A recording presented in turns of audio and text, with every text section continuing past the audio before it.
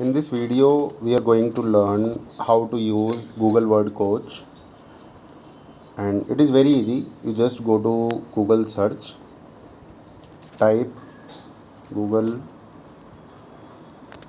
Word Coach, press enter,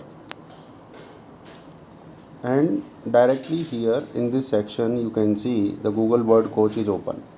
And here you can start playing this game. No need to open any website. The game is on the top.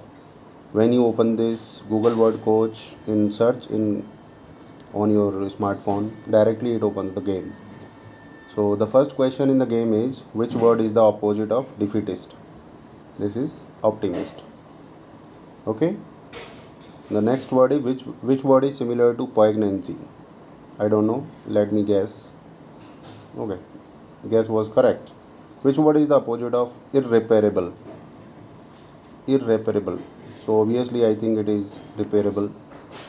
Okay, so this is how you can play this game. It is very easy, and it will help you improve your vocabulary.